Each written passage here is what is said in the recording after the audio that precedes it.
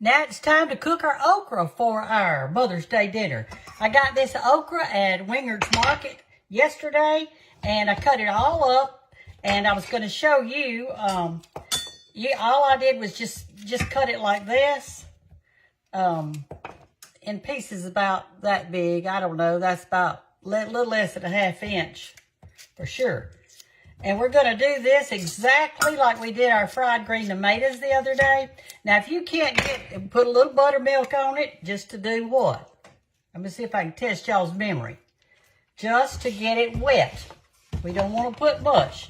Just a little bit to get it wet, so that all our toppings are going to stick to it. Okay? We want to put pepper and salt. Mix that up. And now we're going to put cornmeal and flour in it. Now, if you cannot find any fresh okra, you can buy it in the frozen section, but buy the plain. Don't buy it with breading on it. You can bread yours when you get home. Let me get some meal and some flour to put on it now. Let's see. I'm going to put a little scoop of meal around on it. And then I'm going to put just a little bit of flour. You can use self-rising flour or plain. It really doesn't matter. It really doesn't matter. Put that on it. Now I'm going to stir it around and make sure that it's sticking to it real good. And it looks like it is. See? It's sticking to it. And that's all there is to it. Now we're fixing to fry it. Let's see if our grease is hot enough. I'm going to wait just another minute. While we're waiting, I did make another pan of biscuits today. I'm fixing to pop those in the oven on 500 degrees. So we're going to have that with our Mother's Day lunch. All right, that looks like it's beginning to get hot. Can you hear it? Let's see. Yes, you can tell it's getting hotter. So I'm fixing to put the other in there. All right. Put our okra in. We're going to have meatloaf, creamed potatoes, fried okra, and biscuits. Now, I'll turn it down just a little bit. The other day, somebody was watching the video of the biscuits, and they make syrup. And so he sent me some of it to go on our biscuits or pancakes, and he said you can even put it in salads to like make vinaigrettes out of it. And y'all, we have tasted the strawberry syrup. It is so good. Let me wash my hands real quick.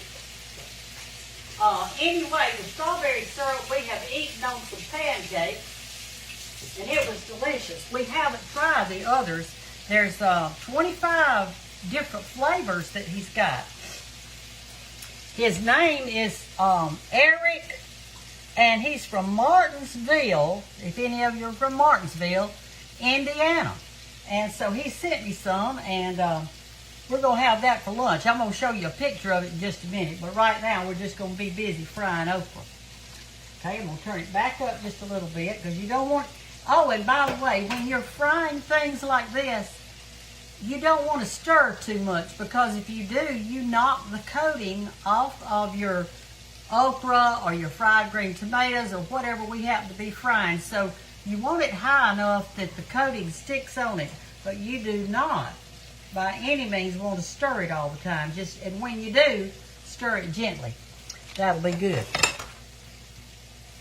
I have another friend that came the other day. I'm telling you, everybody's just trying to help me as much as they can to get this cooking thing right. They've sent me syrup, and then somebody gave me this holder that I'm using today. And then one of my friends, Sherry Kelly, she lost her husband about a month or two before I did.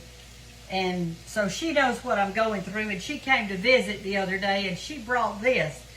She crocheted me a washcloth, and she said she ordered the thread. It's all cotton, and it just washes so good. I've enjoyed it.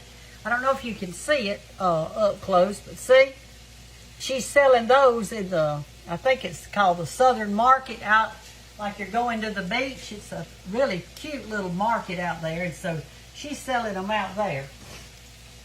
Anyway, all right, I'm going to gently stir that just a tad. And you can see our okra just cooking so good. While that's cooking, I want to tell you a little story. You know, I love stories. When my son Dallas was a little boy, we had vacation Bible school at our church, and of course he went. I don't know how old he was, maybe 2nd or 3rd grade, something like that. And they made fire extinguishers for their mamas.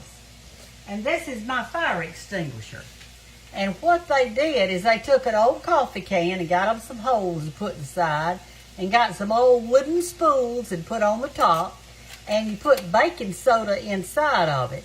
And then if you catch fire in the kitchen, you just reach your hand down in there and throw that baking soda on the grease fire, and it puts it out. Well, honey, you would not believe how many times I have grabbed this out of the counter and put out a little fire that I had going here on my stove. But this is a treasure. This is one of my treasures in life. You know, I told you about my biscuit cutter was a treasure. Well, this is another treasure just because his little hands made it. That's the reason. I don't even know if they make Astor coffee anymore. I'm sure they do.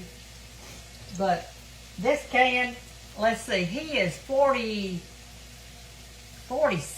or 48, I can't remember, 47 or 48, and he made that in 2nd grade, so this can is old. It's old. All right, our okra's doing real good. See, I'm not going to stir it much. Let me let you look over here in it. Let me pick this thing up. We'll just go over here a little bit closer. There we go, see? You can see it frying up so pretty. Some children don't like okra, but all mine do. They all love fried okra. And believe it or not, they love boiled okra. Sometimes I get the little tender okra, just barely cut the end off of it so it won't fall apart. And I cook it in peas and beans, and sometimes I just boil it with a little butter because everybody loves it. It seems like I never cook enough of it. But anyway, we're going to have, when I take this up, I'll turn the video off. I know you're tired of waiting for my okra to get done, but, and I did want you to see my biscuits. I may show you that in just a minute. Let me see how they're doing.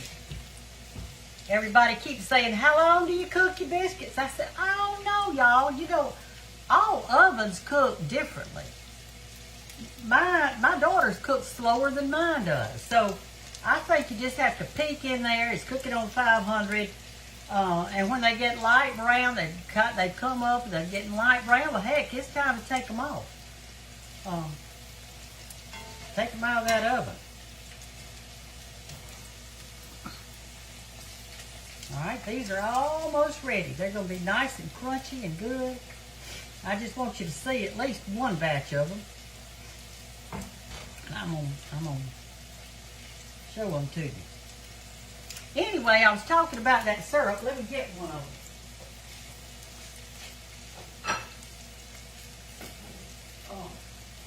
them. Anyway, he said he was from Indiana. We talked on the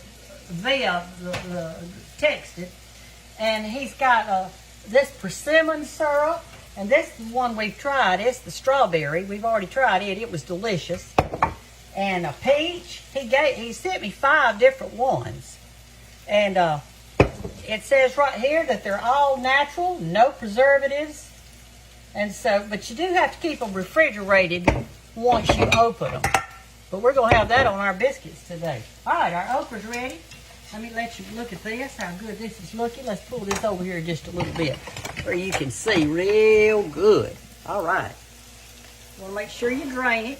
Put your paper towel down there. See there how pretty it looks? And so if you're buying okra in the frozen section, just the cut up okra, get you some without the breading on it. Do your own breading. I mean, it's so good like that when you do your own. All right.